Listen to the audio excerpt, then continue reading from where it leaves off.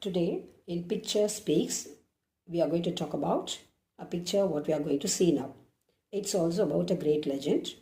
See the picture, then we'll go for the topic and what are we going to learn from this. That also I'll explain you. Right? Thank you.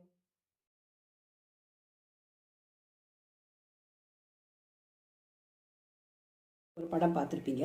அதில் பார்த்தது எல்லோருக்கும் பிடித்தமான ஒரு பெரிய தலைவர் doctor APJ Abdul Kalam.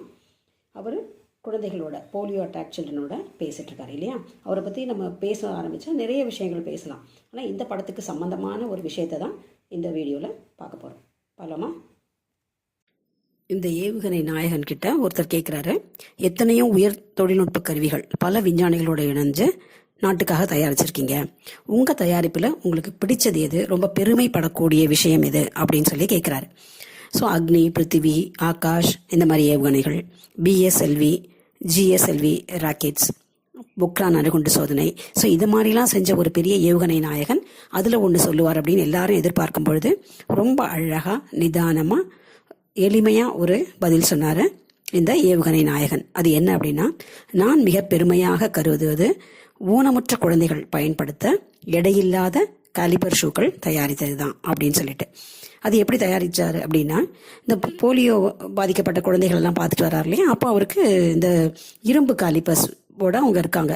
So இந்த குழந்தைகளுக்கே காலில் சக்தி இல்லை, இதோட இந்த எடை கூடிய இந்த காலிபரை போட்டு கஷ்டப்படுறாங்க அப்படிங்கிறத மனசில் ரொம்ப உள்வாங்கிட்டு இதுக்கு ஏதாவது பண்ணணும் அப்படின்னு நினைக்கிறாரு.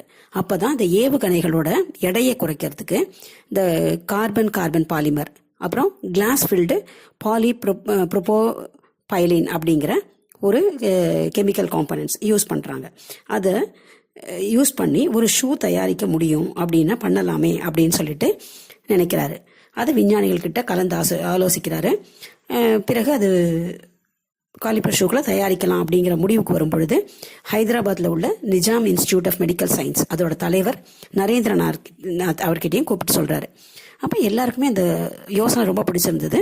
ஸோ இந்த தொழில்நுட்பத்தை மத்திய அரசோட உதவி பெற்று டிஆர்டிஓட இருந்த அந்த தொழில்நுட்பத்தை இந்த இன்ஸ்டிடியூட்டுக்கு இலவசமாக கொடுக்குறாங்க. பிறகு அங்கே விஞ்ஞானிகள், மருத்துவர்கள்லாம் இணைஞ்சு அந்த காலிபர் வடிவமைக்கிற செயல்முறையை ஆரம்பிச்சுட்டு இந்த பல நிறுவனங்களுக்கு இந்த தொழில்நுட்பத்தை தராங்க. இதனால இந்த காலிபஸ் 3 கிலோ எடை போட்ட அந்த குழந்தைகள் 300 கிராம் எடையிலான அந்த காலிபஸ் போட ஆரம்பிச்சாங்க. அதுல ஆனால் இரும்பை விட உறுதியாக இருக்கக்கூடிய தன்மையும் அதில் இருக்கிற மாதிரி பார்த்துக்கிட்டாங்க. ஸோ இப்போ பெரும்பாலான போலியோ பாதித்த குழந்தைகள் பயன்படுத்துகின்ற இந்த காலிபர் ஏவுகணை நாயகன் தயாரித்த அந்த காலிபர்ஸ் தான். ஸோ இதுதான் எனக்கு மிக சிறப்பை கொடுத்தது அப்படின்னு சொல்றாரு. அதனால அந்த குழந்தைகள் கண்டிப்பாக ஒரு பேரானந்தம் கொண்டிருப்பாங்க அப்படின்னு ஃபீல் பண்ணுறாரு. ஸோ இதுலேருந்து என்ன தெரியுது அப்படின்னா, நம்ம படிக்கின்ற படிப்பு, நம்மளுடைய ஸ்டேட்டஸ், நம்மளுடைய சொசைட்டியில் இருக்கிற நம்ம பெரிய இடமோ இல்லை நல்ல அதிகார தன்மை எதுவாக இருந்தாலும் பிறர் துன்பம் தன் துன்பம் போல் கருதுபவனே உண்மையான தலைவன் அப்படிங்கிறது தெரியுது. ஸோ நம்ம படிக்கின்ற படிப்பு ஒரு 4 பேருக்கு பயன்படும்படி இருக்க வேண்டும் அப்படிங்கிற சிந்தனை இவரை பார்த்த உடனே எல்லாருக்குமே வரணும். அதுதான் ஒரு படிப்பினை. இது படம் சொல்லும் பாடம். நன்றி.